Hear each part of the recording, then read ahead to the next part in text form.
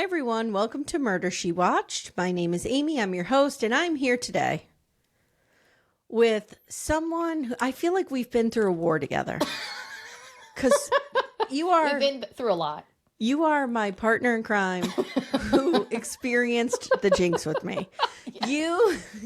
You had to deal with me falling in and out of love with Bob Durst. Yes. Throughout the entire series. And at one point, Tess from Psych Legal Pop, you said to me, are you being real right now? Is this a real thing?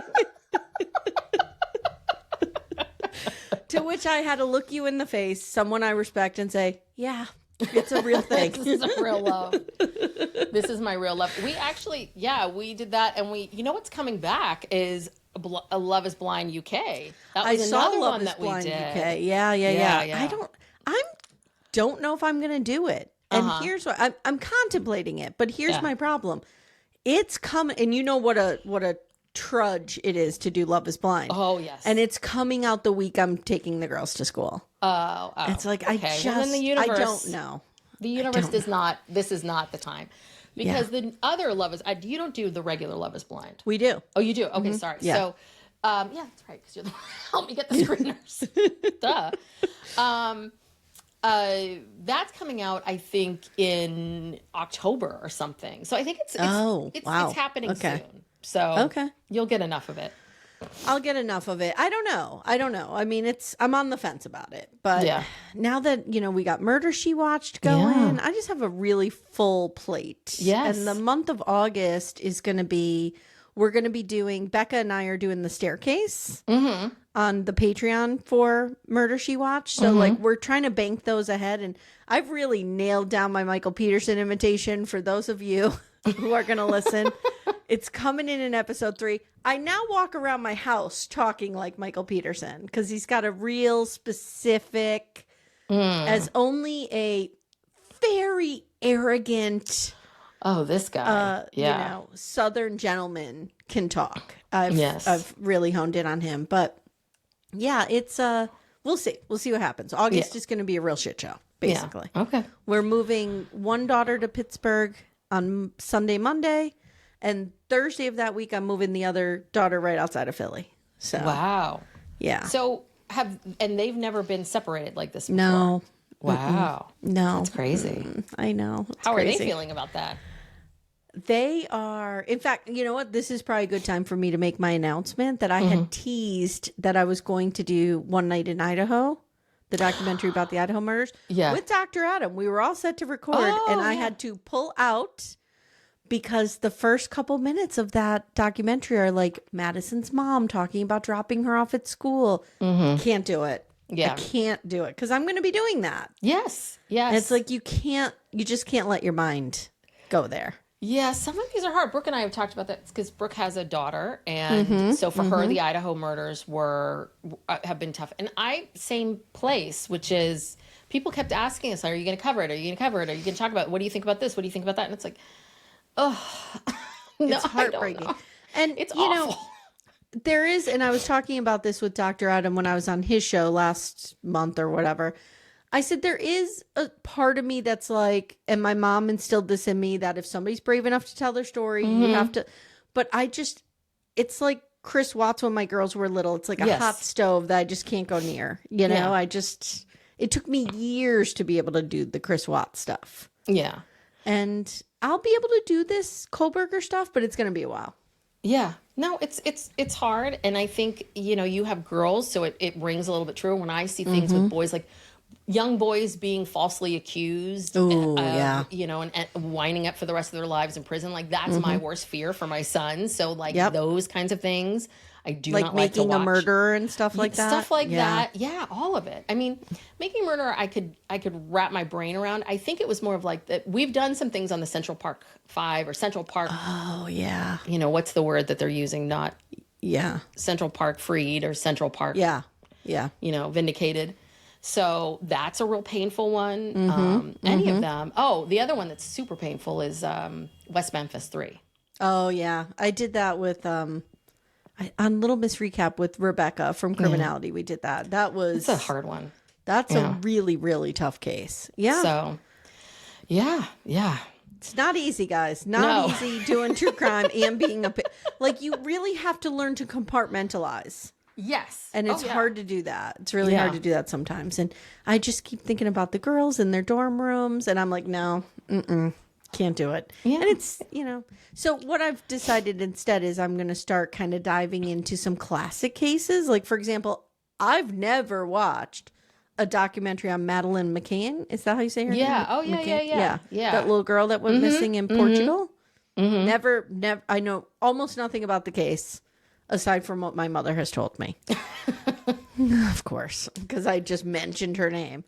So I'm going to start doing some stuff like that, either we have resolution to or we're emotionally a little more distant from, and kind of give myself a little reprieve. Yes. Yeah. Yes. I don't blame you. But I'm really glad that you're here. We're talking today about her last broadcast, the abduction of Jodi Huisentruit.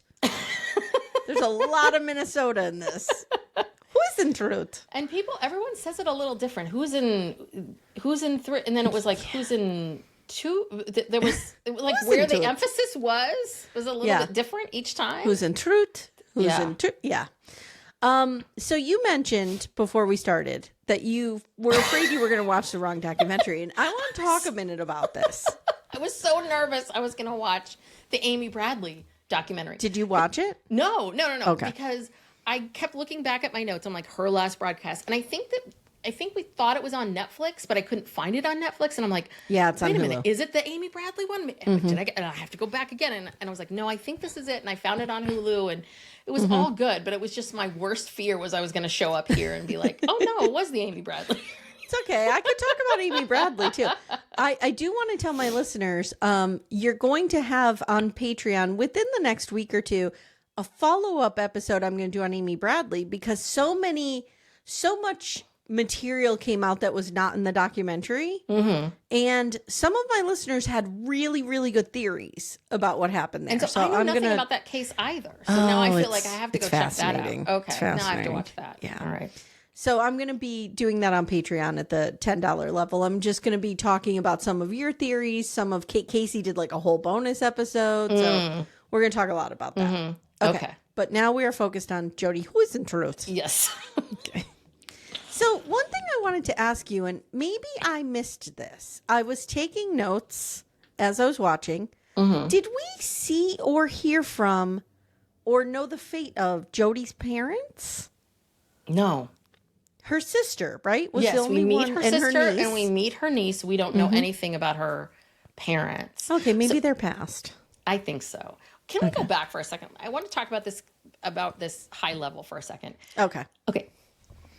I feel like this meeting could have been an email. Yes. This could have been maybe a longer email, a more detailed email, but it really could have been it should have been an hour and 40 minute a classic tight documentary. Documentary. That's one problem, was it because you were seeing things. I'm like, didn't we already go through this? Yeah, I heard what you had to say. Now we're seeing this again. Yes. And it felt a little bit like they were trying to fill time. They're like, okay, in case you forgot what happened in the last episode, let me tell you again what's going to happen. I agree. And then the other thing is that these kinds of cases, which again, I don't think they would have gotten the green light to make this documentary unless true crime was such a crazy thing. Agree. Because I hate to spoil it, but they don't know. This is an unsolved mystery. We still don't know. So really what we're seeing is, and I've seen these other documentaries, and I don't think they work as well, where we see the hunt for the person, and we see things, some things are past, some things are real time. Those documentaries never really, they don't quite work, because you're filming everything and then nothing happens, and it's a little bit like the Geraldo Rivera. Who was that? Jimmy Hoffa safe? The Al Capone. No, was it Al Capone safe? No, I think it was Jimmy Hoffa. No, he was trying to find Jimmy Hoffa. No, maybe he thought Jimmy Hoffa was. Oh my God, safe. Whose safe did Geraldo open? I think you're right. It was I think you're right. Yeah, not Jimmy Hoffa. Yeah, but that was. You're right. Al Capone's vault. So for the younger listeners, that was a big okay, there are no younger listeners to us. We're all ladies of a certain age here. So yeah. So I mean that's I think, And like I said, I've seen other documentaries and they don't work. They don't work very well. So I was trying to think in my head that I need to come up with some kind of scale to actually review these documentaries. And in my brain, I was like, out of 5 Bob Durst, how many Bob Durst do I give this documentary? 5 would be amazing. 1 is not good. I'm going to go with a solid 3 here. Yeah. 3 Bob Durst out of 5. I'll come up with a better rating system, but for right now, that's what I'm using. It's not bad because it's not bad. It's not the jinx. You know, the jinx was, I mean, they got him to confess on tape. Yes.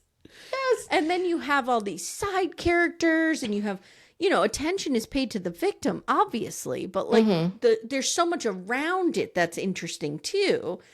This should have been a 2020, which I think it was, where they just talk about a cold case. And I do believe they mentioned that it was a 2020 episode, and that's how they got some more evidence. But I agree with you. 3 out of 5 Bob Durst on this one. Yeah. Again, it wasn't bad, but it wasn't great. And by episode 3, you start to get a little resentful because you're like, you're repeating. Well, I'll tell you this. I only have 6 pages of notes, and it's a 3-hour docuseries. Yeah, and that was part of the... And I get the sense that maybe it was originally designed for investigation like ID, because they were definitely these 42-minute and the way things paused and like for commercial breaks. I don't know. Now, I'm going to just get this out of the way right now. Okay. Was Terrence Prohaska, the cop, super hot? Yes. Now, this is the main guy, right? That we follow the whole time. Yes, I'm with you on that. He was a cutie. He was hot. He had a voice that just could like cut through butter. Is that a thing? I don't know if that's a phrase. Yeah. I could listen to him all day. I could go along with him on his journey in his little police car all day long. Because he was very measured. He was well-spoken. He was very dedicated to finding Jodi, which I really appreciated. And he wasn't incendiary. You know, he wasn't trying to like be on camera. He was just, he was a real cool dude. I really liked him. He wasn't a giant egomaniac that, you know, felt like he had to be the star by any means. The sense I get is he's been working on this case for a long time, and maybe this production company said, "Can we follow you?" And he was like, "Listen, if it gets attention, okay, sure." Yeah, he's really trying to find her. Yes. Yeah. Yes. So episode 1 discusses who Jodi Huisentruit is and why and how she went missing. We learned she grew up in a small, safe town where you leave your doors unlocked, and she always wanted to be on TV. This was a thing.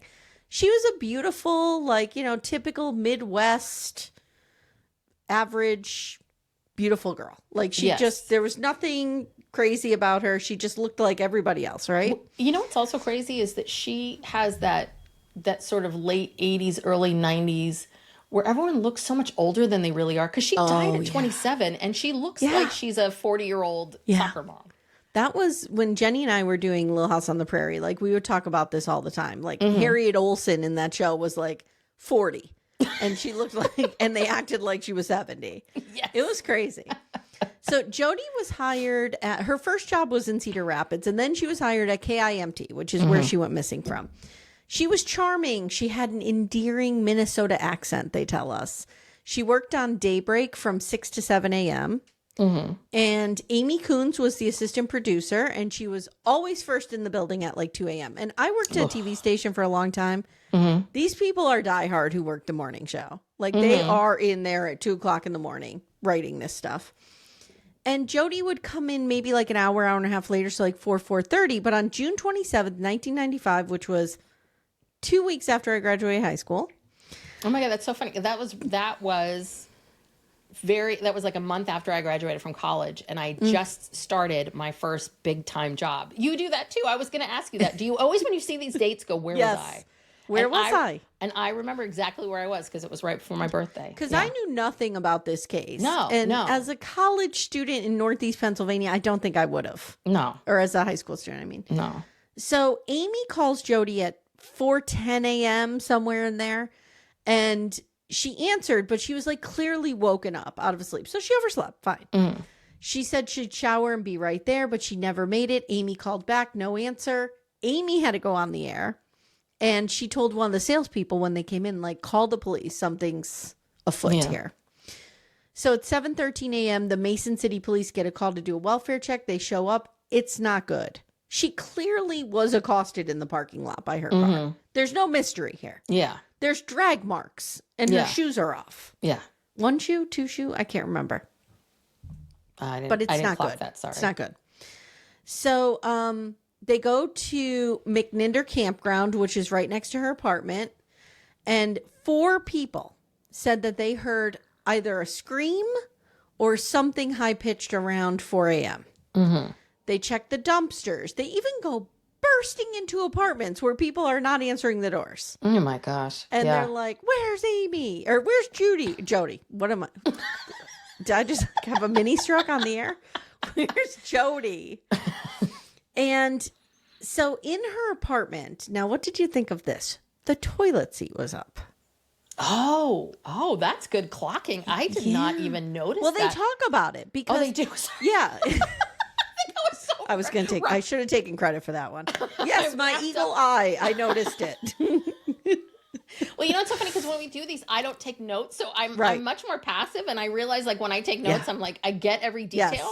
Yes. And that's the other thing about these documentaries is you never know which details are important. I know. So it's hard to know like which one should I be clocking. But no, I'm not very, when I watch these things, Brooke's much better about this. I never noticed decor.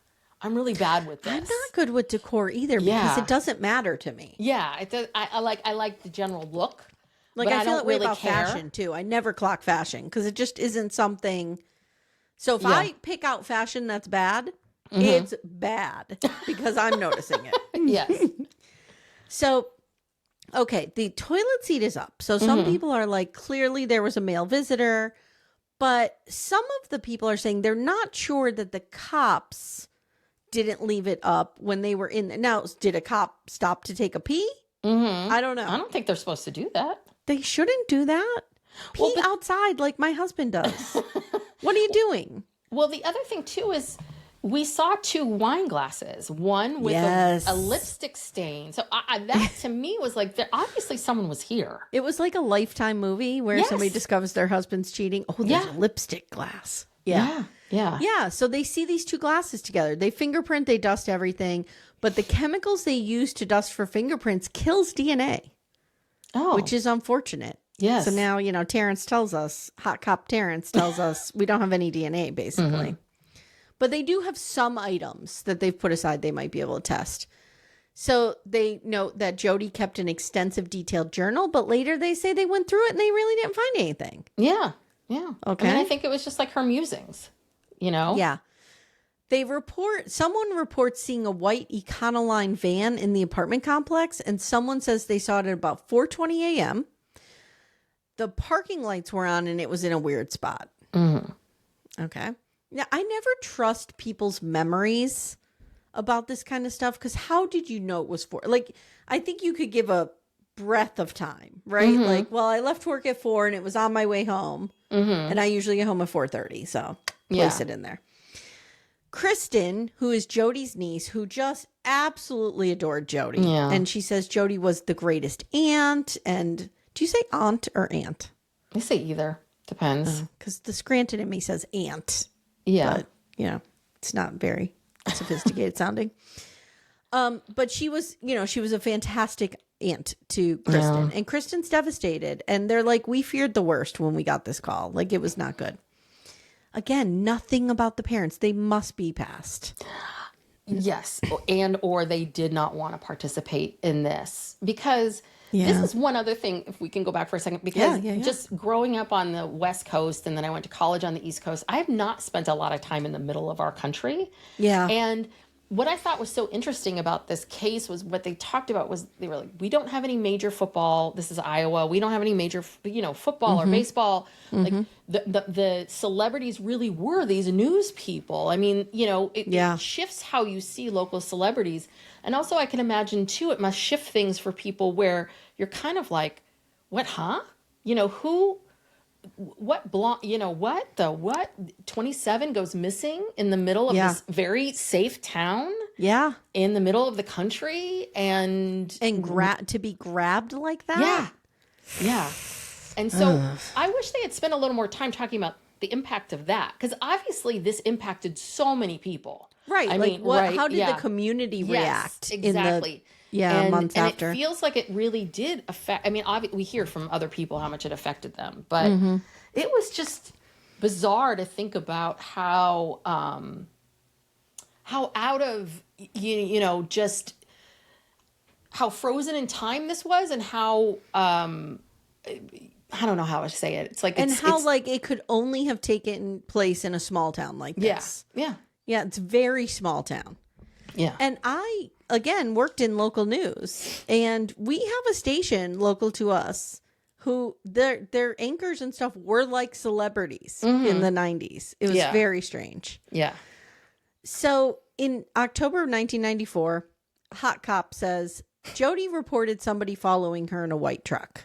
He says they provided her with some resources like a police escort and stuff like that, and she declined. And that's another thing, right? Like you are, and they talk about this. She shared so much of her life on the air.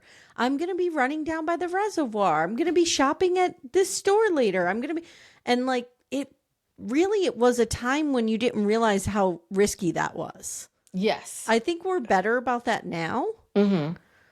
But like there are certain things I do not share on social media or on the podcast or anything like that that could be truly identifying things for people about other people in my life. Not so much myself, whatever. You want to come get this meatball, come and get this meatball. But like it just, I don't know, it kind of made me think about, we had a lot of stalker cases and high profile stuff like that around this time period. Yeah, well, it gives you this question about celebrity and what we see today about influencers, which is this idea of, right, how, in order to, if you're in the public eye, if you want to have a podcast, if you want to be on the news, if you want to, have a YouTube channel, you do have to share. You cannot be completely closed off. You have to share something about yourself. But what's the line? What is that? Right. And I think that is really tricky and really hard, which is, if you're someone who believes in the good of people, you're not paranoid, then I'm a local anchor. I want to share with you my life, not really knowing that most likely that will probably was maybe what led to all of this. Yeah, but and then what do you do? What do you do? How do you? What do you do? Because people are paying for you to be authentic and relatable. Yes. And you also see men are so much more likely to share than women, right? Because it's just safer for them. Yeah. Yeah. Like we have a local meteorologist who's kind of a local celebrity. Like he's really great. And he's all over, social media saying, here I am at Joe's Pizza. You know what I mean? Like all over the place. Probably doesn't even faze him. Probably doesn't even think about it. Yeah. It's interesting. So Stacy, Jodi's friend, says, she thought somebody was following her, but naively they were like, well, they just want to meet you. You're a celebrity. No one's going to hurt you. And on the news, like I said, she was sharing too much. And Amy Coons, the news director, or the woman we met in the beginning, she's like, we attracted some real weirdos, got some real weirdos. Yeah. So the day before she goes missing, Jodi actually tells everyone her plans for that day. She was going to go golfing, but the event was rained out. So her and some friends went to the country club bar. And then there was a golf event later that evening. I guess she was real into golf. Because what 27-year-old isn't? Yeah. Yeah.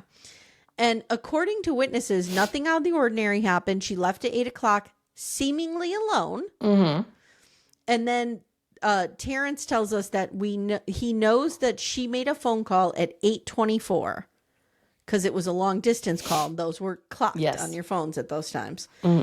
And to her friend Kelly, but Kelly wasn't home, and she spoke to Kelly's husband for 6 minutes, and I was immediately like, what did that husband do? Did that husband come over and murder her? So no other phone calls until that one from Amy at 4:10 a.m. Okay, that they know of. I mean, she could have made local calls. We don't know. Her coworkers have to report on the story. That's really hard. Ugh. I remember in my little area here, we had a local anchor, again, at that very popular station that we all hated. And she was a perfectly fine human being, but her husband was real corrupted, did a bunch of shit, and got arrested. And she had to report on it. It was didn't real even get awkward. somebody else? No, because she was like the main lady. It was very awkward. So she would be sitting there, and her partner, the gentleman, he would be saying it all, but she's sitting there. Oh, gosh. It was super awkward. Oy. All right. So are you ready to dive into these suspects a little bit? Yes. Let's get into got Maria is an investigative reporter. She's going to take us through this. Yes. And we have 1, 2, 3, 4 suspects. Mm-hmm. Okay. So let's go to the ones that we can rule out. Yes. And that is Tony Jackson. I think we're ruling him out as a suspect. Yes. I found him fascinating personally because Me too. It's a little bit like he's very direct about what he did, how and he he's ended a up in serial rapist, so he's a bad guy. Let's just be clear. But have we ever really been able to hear from a serial rapist before to get any kind of explanation of what was going on? Because, no. I mean, again, I don't know if I can believe what he's saying, but he said the reason why he started going into women's homes and raping them is because he his partner lost a baby and he felt like the world was against him and he had all this anger and resentment. Yeah. And this is how he took it out. And I'm like, oh, this is really fascinating. Like, let's talk to this guy. This guy's like, let's figure out what's going on here. Maybe we can learn something. I think he's, and I don't know if this is true of everyone, but I think sometimes that's in you and it takes something to activate that switch. You know, so I do think maybe this is in him, but that trauma or that tragedy is what I don't know. I found him fascinating too. I wanted to hear a little bit more from him, but what we hear from him basically is like his girlfriend lost this baby. He wanted to, that's how, like you said, that's how he got violent. And then he says, I'm spending the rest of my life in jail. I have nothing to gain here from lying to you. Yeah. I'm telling you, I have no idea who this woman is. I never laid eyes on her. The first I heard about her was you guys asking me about this. I truly believe that he had nothing to do with this. Yeah, I don't. Yeah. And I think they felt like they had to. And this is one of the issues is that I think because of the length, because they had to fill all this time, I don't think normally we would have even seen Tony. Because his first name's Tony, right? We wouldn't have seen this guy because it was a jailhouse informant who made up some lie about this, and rap it just rap lyrics that aren't very good. And he that he makes up about this, and that also Tony happened to be living close to where the station was at that time. There were these two kind of, this lie and a coincidence that kind of, gave it a little bit more believability. Yeah.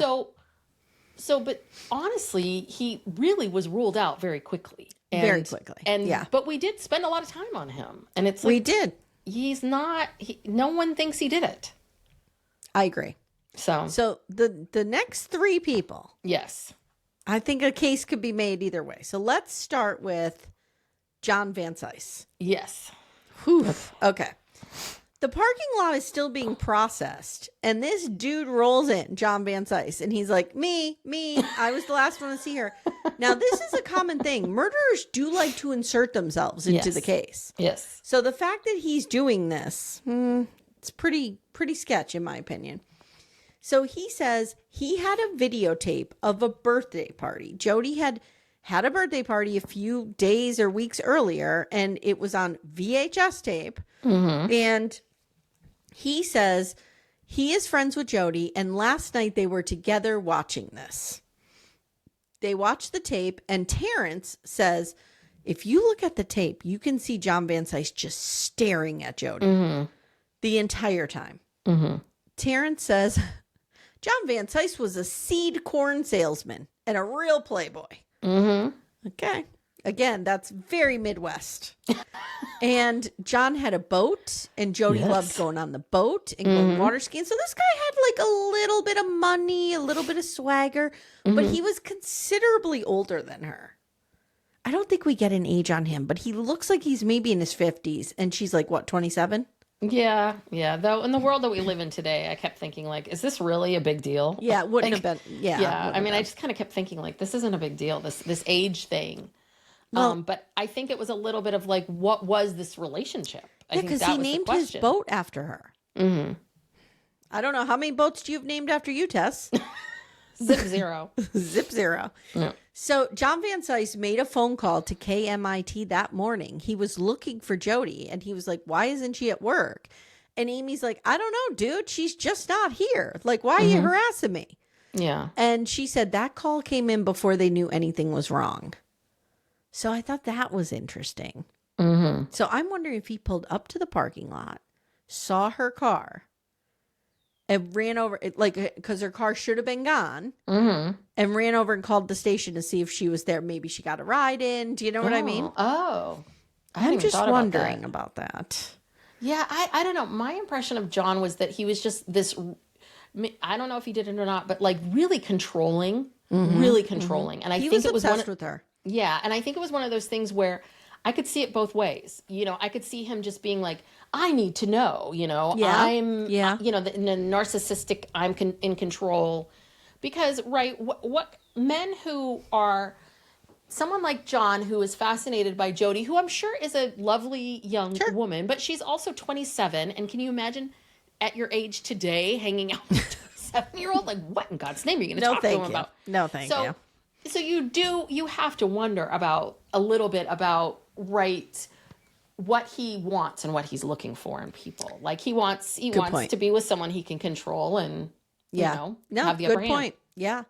Well, he was cooperative at first, but then he stopped talking to Terrence and to the police. Terrence didn't take over this case till later. That's important to note.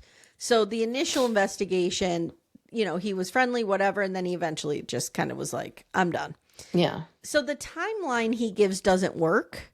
They are pretty certain that Jodi left the golf banquet at 8 p.m. Like they have multiple witnesses. And then she makes a long distance call from her home at 8:24. He's claiming she stopped. He told investigators after the golf banquet, she came over and we watched the video. Now I have a question for you because they're saying there's no way she could have done that in 24 minutes. What if he means after the phone call? Do you know what I mean? Like, did he say she stopped on her way home? Because maybe he didn't know she ran home first and like got changed and made a phone call and and then came over. That is possible. What I kept thinking was, oh God, you have to be up at like 4? Go to bed. Yeah, that's true. All I kept thinking. That's true. You gotta get to bed, Jodi. But I could see a world in where she's dressed up from the golf banquet and wants to run home and change.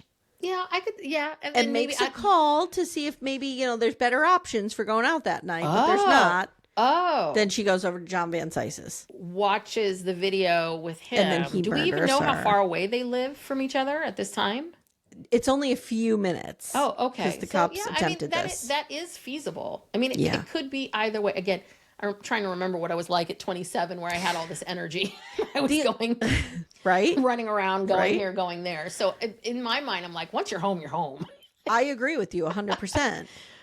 But then that doesn't make sense. Because if she came to his house and he killed her, like, then why stage the whole, you know what I mean? Yeah. Like, why then let her leave your house and then go to her house? And I don't know. Unless he went home with her.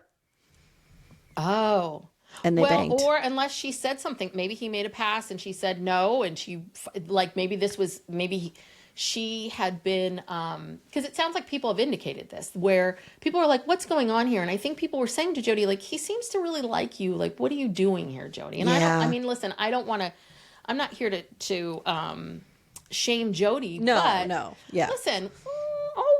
We've all kind of been here with someone who likes us a lot more than we like them, and it's a little bit like this person's nice to have around, and right. And she's only 27, so she probably doesn't even realize like the implications of that. Do you know what I mean? Yeah, I think she probably feels like, well, he's getting something from this too. We're having fun, blah blah blah. It's possible he thought it was more, and he made a pass, and maybe he just got all fired up, and all night long he's like, okay, this is it. I'm gonna or. They went to her house together. He banged her. They banged, whatever. They got into some kind of altercation, or maybe he wanted to bang and she wouldn't. She throws him out and he's stewing with rage and he sits in the parking lot until she comes out later. That's interesting. That could have happened. That's very interesting. I think I solved it. Podcast over. All right. So when he showed up at the apartments, he was with another dude who had agreed to talk to Maria and tells Maria John knew Jodi was gone missing before she went missing, before it was in the news. He told me Jodi is gone. He also told this guy that Jodi left his place drunk at 11 o'clock. And this is what I'm saying. Terrence, hot cop, is like, no, that couldn't have happened because she stopped at his house and watched the video at 8:20. Again, we don't know that. This dude also noticed when he went to John's house, deep tire tracks in John's yard. I really don't know what that has to do with anything. But okay. There was something about rain. I don't know. Yeah, I didn't understand that at all. I was like, well, what about the rain? And the rain does this, and the rain helps with the tire tracks. It doesn't have the tire tracks. Yeah. I couldn't figure that one out. I mean, I guess it kind of implies that he moved his vehicle after it rained because that you would get tire ruts in your yard. Okay. And so it's a timing thing. Oh. And so, and they're saying that it was raining all night long? Maybe. Okay. I don't know. So Amy Johnson, who is Jodi's coworker, says John was acting suspicious, trying to insert himself in the case. Terrence says he has no alibi. In 2017, Terrence was able to get a grand jury subpoena for John Vanise, but no charges were filed, and he died in 2024.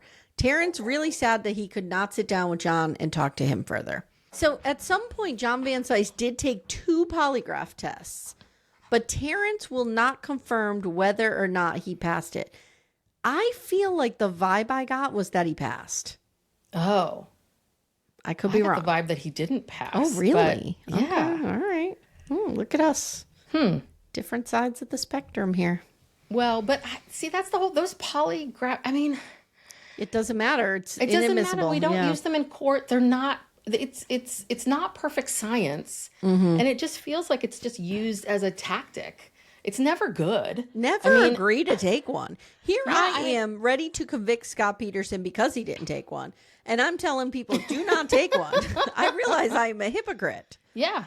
But don't take one, guys. You don't need to. No, you shouldn't. Because it's if you pass it, you don't know if they're even going to be honest with you about you passing it. So they could trip you up. And if you're nervous, you could not pass it. No, don't take one. No.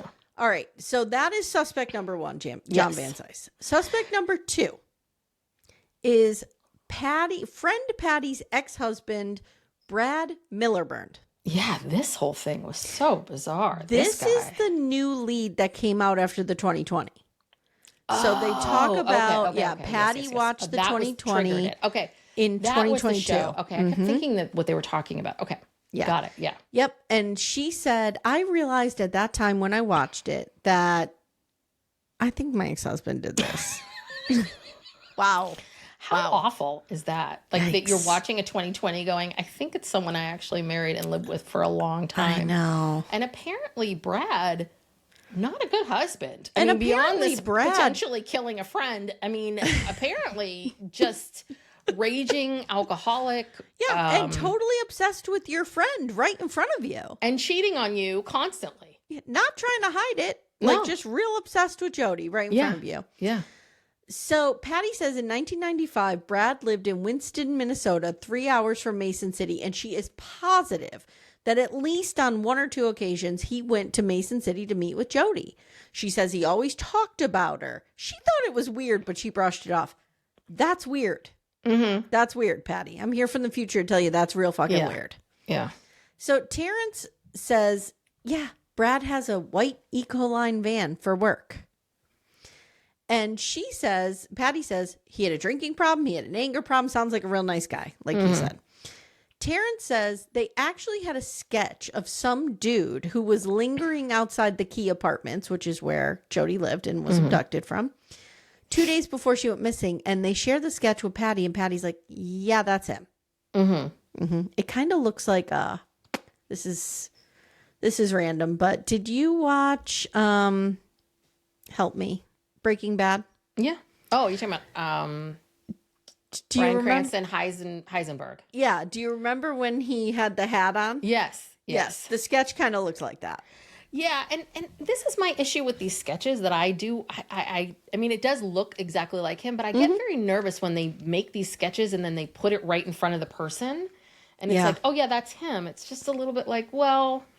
Yeah. Yeah. You know, a bald guy with a goatee, that's my husband. You know, I mean, like, that's a lot of men. And it's a lot of men. And we've never seen him in a hat like that. Right. So this guy's a real charmer. He proposes to Patty over the phone. They get married. And again, why did we need to know this? Like all this backstory with him. You know what I mean? It was... I don't know. I think to show kind of just how dysfunctional he was, or that... Maybe. That these two had a bit of a fast whirlwind romance, that maybe she didn't know him that well. I don't know. Well, I love how they got married in this radio stunt at Mall of America. And then Maria's clear to say, just so you guys all know, this is not a Minnesota thing. Yeah. They didn't want to be associated with that. So there's this guy, Paul, and he says he and Brad worked together. They were like, I don't know, building cheese machines or something. And their business brought them all over that area, including to Mason City. And Brad had a white van. And Paul says, I've seen Brad get verbally aggressive, but I've never seen him physically aggressive. Patty says, you know, I know he went to Mason City. They divorced 4 days before Jodi went missing. I didn't realize it was that close. Paul does not believe that Brad could do something like this, but then Brad randomly fired Paul in 2009 after 19 years of working together. Yeah. Yeah. That was weird. Yeah. Terrence talked to Brad. He said he was pretty cooperative. Brad says he went and picked Jodi up and they had dinner in fall of 94. What are you doing? You're married to her friend. Well, as Mary Brown would say, this is weird. Yeah, but also, why didn't Jodi say anything to her friend? Is that how the friend knows that they went to dinner together? I don't think so. I think Brad told her. So what's up with Jodi? That's the other part of it too. Is Jodi we can't really believe naive?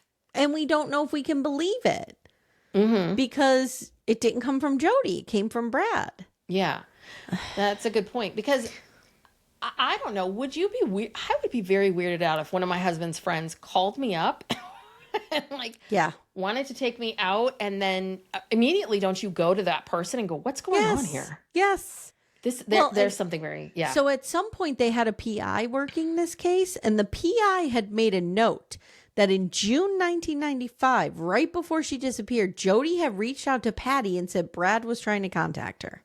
Okay. Doesn't Patty know this? Does Patty remember? We don't hear this from Patty. That's true. Yeah. So back to Brad. Terrence goes to see him now in current day, and he agrees to come to the station. He's questioned. Terrence, it's so funny because Terrence is going in the room and questioning him and then running out and telling all of us what's happening. I'm like, this is the kind of policing we need in this country. Go question the suspect and then run out and tell the press what's happening. Yes.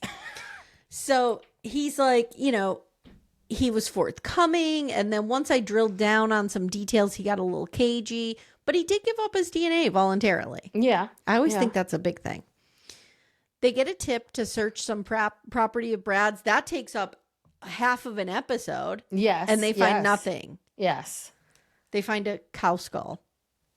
And later, Brad agrees to give us a polygraph, but Terrence cannot give us the results. Oh, you know what, Tess? I think you're right. I think this is the indication I got that he passed. Maybe not John Van Cise. Okay. Because he keeps saying, all I'm going to say, Terrence says this, all I'm going to say is Brad was super cooperative and really answered everything. Yeah. So that to me made it feel like he passed. Yes. And I think one problem that we have here is Jodi does not have a good picker. Or I don't know what it is, because she was hanging out with a lot of men that I could see them killing her and or just being creepy. Yeah. Do you know what I mean? They're both a little off. If you have like a couple people in your life that could be considered murder suspects, you might want to not date those people. Yeah, I can't blame Jodi for the husband though, because the husband, that's her friend's husband. Yeah, she made that, you know what I mean? true. But it is a little, you do, when you take a step back, you're like, God, yeah, there were some really odd men in your orbit. Yeah. There at the end. And I think, you know, again, happened. she's 27. She's super friendly. She grew up in a very trusting town. Yeah. This is not even on her radar that these men could hurt her. You know what I mean? Like, maybe she went to dinner with Brad thinking this is totally innocent. Yeah. And I'm just good friends with, like we have couple friends that I'm friendly with the guy that if for some reason I would think it was weird that he called me up out of the blue and like, I'm in town on business. Do you want to go to dinner? I'd be like, sure. Okay. Like I'd tell Timmy about it, but I would go. I would be a little bit like, well, you don't want to come you don't want my spouse to come too? Like, that's weird. Well, maybe he was in town on business though without Patty. Oh, I guess that's true. Yeah, because he traveled all the time. And so maybe he was just like, hey, I'm in town.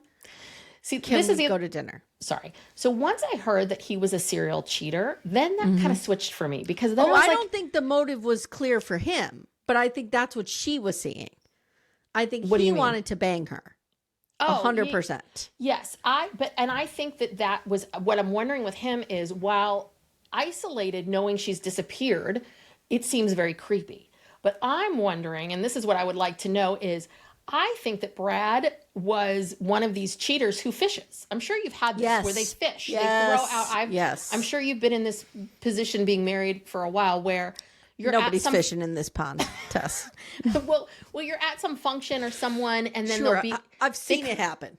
Where they're kind of like, because basically they don't want to come out and say, "Do you cheat on your spouse?" But they want to know. Yeah. And so. I'm wondering if Brad just fished. He was calling everybody's like, I'm in Cedar Rapids. Yeah. I'm in this town. That's a really good point. And that he, instead of him having to find a fresh new person, he just kind of fished. So that while it seemed very like what he was doing was maybe creepy and stalkerish, I think maybe it's just part of his MO. Yeah, I understand. Yeah. And to her, she's like, I'm just entertaining my friend's husband while he's in town. Yes. Totally innocent. And I could see very innocently being like, oh, yeah, sure, let's go. You know? All right. So our last suspect is Christopher Reevac, murderer. Yes. Okay. He's killed before 2 women, one in 2006, one in 2007. He's been suspected in 5 other murders over 14 years, starting with Jodi. So this is a wide swath of time they're trying to tie together here. He approaches women he just met in parking lots in the Midwest. Sounds very similar. And in 1995, he has a girlfriend living in Mason City, and she lives next door to John Vanise. Which means, same duplex, guys, which means he had to have had eyes on Jodi at some point. Now, I couldn't figure out how this all worked time-wise, because the girlfriend moved out before Jodi went missing. But then somebody said something at the end, and I think it was, let me see, I don't know who said it.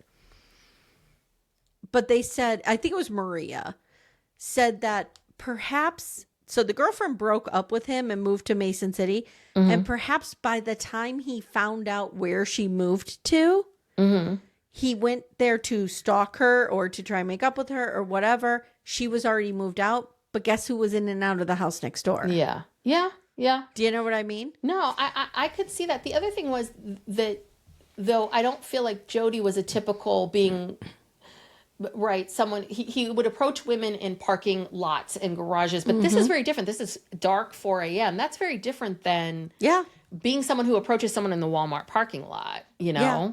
The only thing I could think is if he went to the girlfriend's house that night looking for the girlfriend, she wasn't there because she moved by that point. And nothing was on the internet. So, he wouldn't have known. She didn't put on Facebook that she's moving. Yeah. Right. So he goes there to see her. He sees Jodi coming out of John Vansice's house because she went there that night, follows her home, sits in the parking lot for a couple hours and sees her come back out again. I don't know. Yeah. Could have been. Well, and after we heard from Tony and his, if you are a mentally ill person who struggles with things, like, who knows what could set him off, right? For him to change his MO, though I really did feel like this is a lot of stretches. I mean, I feel like there's a lot of stretches, but I also feel like it is an unbelievable coincidence that this girl lived next to John Vanise. Yeah.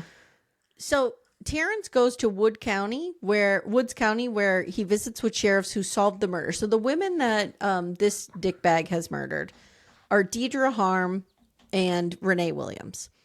And they're walking through the case where this dickbag dumped those women and stuff like that. So they all sit down together, and Terrence and the sheriff's department, and they're going over possible motives. And here's where I have it. So it was Terrence who said it. They believed that Christopher would be angry about the breakup and would have looked for the girlfriend. And the girlfriend says, he never visited me here. So we know he didn't find her while she was still there. But did he get the address, come looking for her, and see Jodi? Yeah.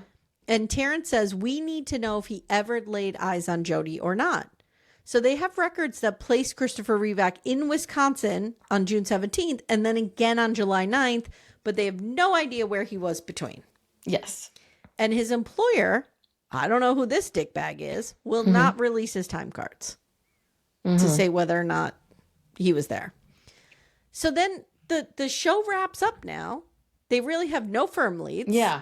Terrence needs everyone who knew Reevac to reach out to him, to the police.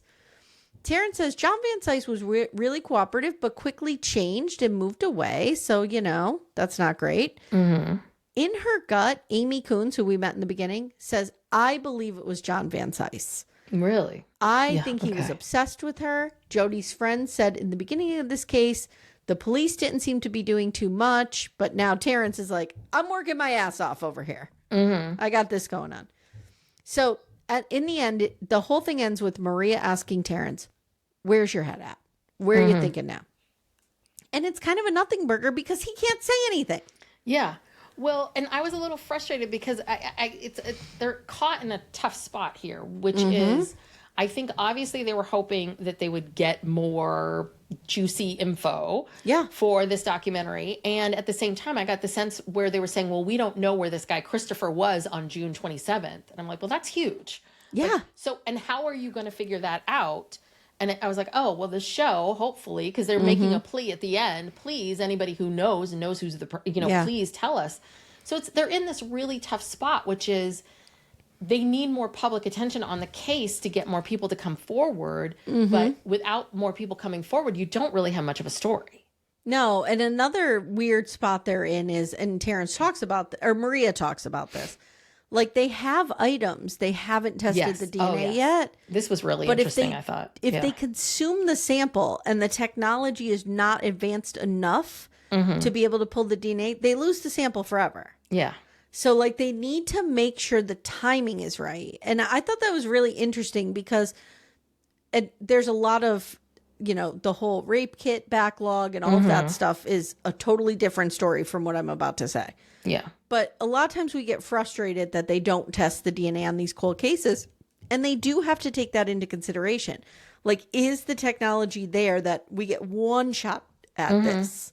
Yeah. Are we going to fuck it up or will it work? And that's a tough spot to be in. Yeah. And how do you even know? Because, I mean, I think that none of us ever thought that we would be able to do what we do today. And, you know, the genealogy and tracking people down and the way they found the Golden State Killer. I mean, how could you predict that? I'm so into that. Ago? I would love that job, wouldn't you? Yeah, I'm not big on I'm not huge on the research stuff. I'm not big on research. I love genealogy. Like, I'm so into that. But I do find all of that really fascinating, how someone's able to piece all of that together and then get down to the nitty gritty of like these people in this town and all of that. All of that's really, I mean, and again, I don't know. And the longer they wait, this has been 30 years, the longer they wait, are they shooting themselves in the foot by not doing something now? Because now people are dying and memories are, I don't know. So, Tess, at the end of every episode of Murder, She Watched, we have to solve the case. Oh, okay. Okay. We are not professionals. Okay. We are novices. We are just going to weigh in with our opinions here. Where are you leaning? Where's your head at? I think of all the people that they talked about, I really feel like John is the one that had, I felt like the clearest motive and the clearest and opportunity, motive, and the fact that, I mean, who knows? It seems like this guy had a lot of money, so I think it's very easy for him to, if he did something to her, like, put her somewhere, like the family thought she might be in water somewhere. Yeah, he had a boat. I mean, yeah. And oh my God, what if he murdered her, took her out on the Jodi, and threw her off the Jodi? I think of all the people, like Poor Brad. girl. Again, I think that knowing Brad was a serial cheater, I kind of feel like Brad's suspicion. Brad just wants to get laid. I agree with you. Of the 3 suspects, I'm least sold on Brad. Christopher maybe, but he's such a wild card. I don't know. I mean, and again, I think that's what's hard when you have people who murder for no apparent reason and do things for no apparent reason. But if you are to believe that it's always the person that's closest to you, who I know you don't have to prove motive, but John to me felt like he had the clearest reason and motive to do it. I kind of agree with you. I'm leaning towards John. The frustrating part for me is like, and Terrence is a great cop, and I hate to throw any criticism his way, but if he just said to us, hey, John did not pass those lie detector tests, that's why I think maybe he did pass them, because I think he passed them, and Terrence is hesitant to say it because he thinks that will change public opinion and people will think that he's innocent, but he knows that you can pass a polygraph if you're lying. So like he doesn't want to put that information out there. I don't know. Could be. I don't know. Could be. I don't know. John Van Sice, guilty. Ding, ding. Yes. What is sad at the end of the day is this was a beautiful woman with her whole future ahead of her, 27 years old. She had big plans. Landed her dream job, big dreams, did nothing wrong, was just the victim of a horrible, horrible crime. And God only knows like where she is and what happened to her. And I just hope they find something to give her sister and her niece some kind of peace. Yeah, I mean, I think at this point, right, they'd love to figure out who did it, but I think at the same time it would be, they also want to, they want to find her. They want some confirmation that she's gone. They had her declared legally dead because they kind of know that's what's happened. Yeah, yeah. But, oh, God, just her poor family. It's the ripple a mess. effect of these, that's the thing is it's a ripple effect. Of seeing the niece and how it changed her life, and the friend who said she's single now for the first time and she's locking the doors and she's always looking behind her. I mean, it does. It changes everyone and everything forever and ever. The program director who's crying 30 years later. I mean, everybody. And and I can imagine everybody that worked in that newsroom felt such guilt and sadness and like what could I have done and should I have done this? Like imagine you're her coworker and you're a woman, like you're terrified. It's you know what too, I have a little note here, like how lucky her family is that they have all that amazing footage of her. Yes. Like because at that time you didn't have a lot of video footage of people. Yeah. So like to have that must really be comforting in dark times, I think. I don't know. Yeah. So Joanne, her sister, says that she believes somebody out there knows something. The friends, the family of the killer, somebody knows something. And please call Hot Terrence if you have a tip. So that's where we leave it. Yes. Again, 3 out of 5 Bob Durst on this one. Yes. I did enjoy watching the dogs look for... I'm always fascinated by animals looking for... Oh, you don't want my mother's opinion on the dogs. Oh, on the dogs. Because she doesn't feel like that's right. Because I have pugs and they're just lap dogs. They're so useless. So I look at these dogs. I'm like, wow, you could train a dog to find human remains. My mother like, has a real hot take and people are going to come for her. But my mother thinks crime-smelling dogs are useless. Really? She's like, they never solve anything. Here they go, bringing in the dogs. Guess what? They found nothing. I'm like, okay, Mom, calm down.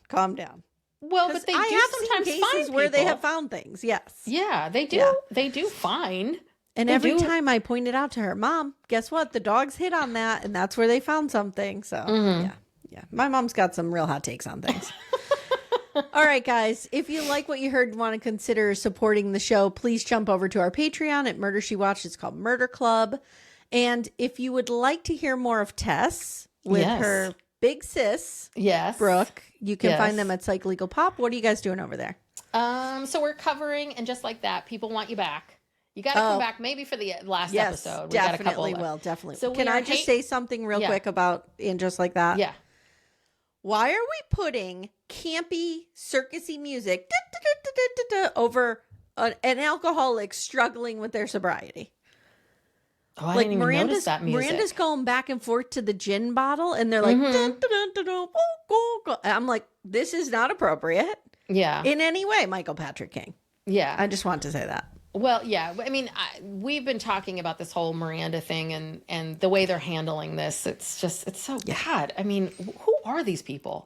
They're so confused about what it means to be human. I know. Half the time. You're just anyway, like, I interrupted you. I'm sorry. So what else are you doing over We're there? covering it just like that. And then that's on Mondays. On Thursdays, we do various documentaries. I'm not quite sure when this is going to be out. This will be out next week? Okay, so this coming, we're doing My Mom Jane, which I think you did as well. We did. It was such lovely. a good one. Oh, it's a great documentary, and I think we might do that new Billy Joel, where that's what we're talking about. But yeah, and then we also have our own Patreon where we talk about various pop culture items and such. So go check us out there. all right. Well, thank you for stopping by. Of course. You're always a fan favorite. Please come back. Of course. All right, guys. Thank you for listening. We'll see you next time.